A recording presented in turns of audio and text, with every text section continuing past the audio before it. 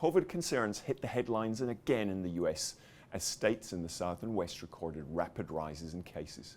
The average rates of new cases in California, Texas and Florida in the last week have all hit record highs, while Oregon and Arizona have also seen large jumps over the last month too.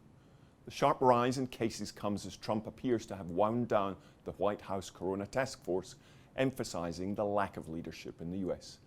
Daily case counts in the US have remained stubbornly high, above 20,000 per day, and daily fatalities been between 800 and 1,000.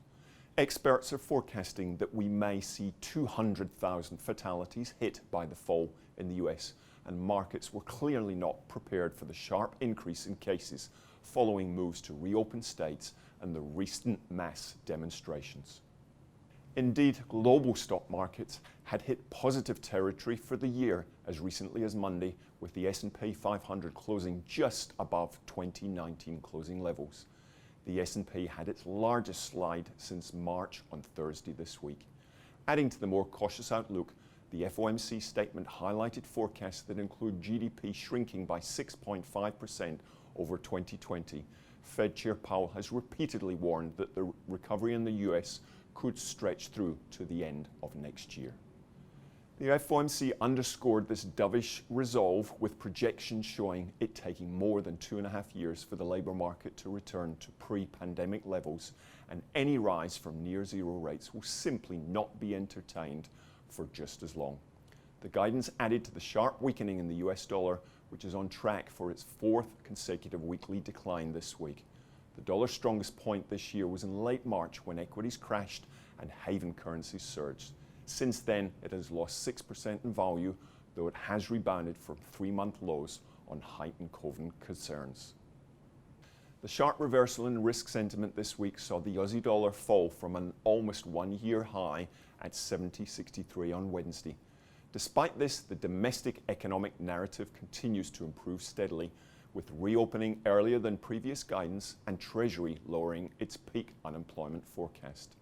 Headline consumer sentiment continued to rebound in June, and fears of higher unemployment have eased. Iron ore remains a positive driver for the Aussie dollar too, having risen above $100 this last week. Now, driving this, Brazil is experiencing a horrific increase in COVID cases, which is impacting iron ore exports. A Brazilian judge ordered the closure of a series of Vale mines over COVID concerns last weekend. The Itabira complex in Brazil produced almost 36 million tons of iron ore in 2019, slightly more than 10% of Vale's output. Brazil supplies about 20% of China's iron ore imports per year, so it is a critical supplier for this market.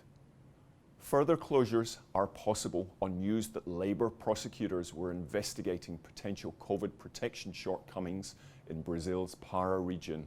Vale's massive S11D mine is situated in the Pará region.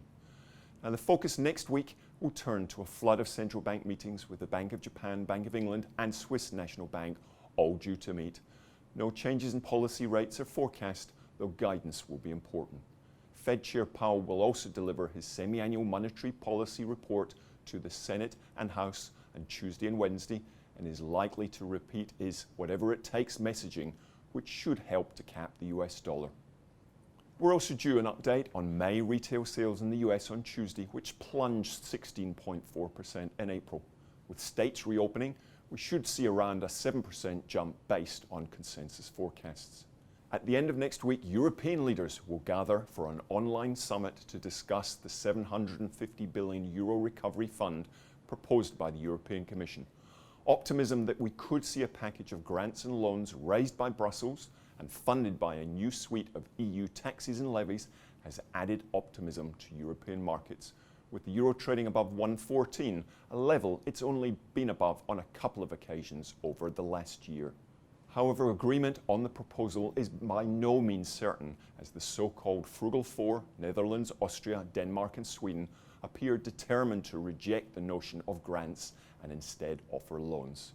Here in Australia, we have the RBA minutes from the June policy meeting Tuesday, followed by monthly employment data on Thursday. After the 500,000 plus drop in employment in April, economists are forecasting another sharp drop in May, though the range of forecasts remains very wide. These are all factors we'll talk about in next week's Markets Update.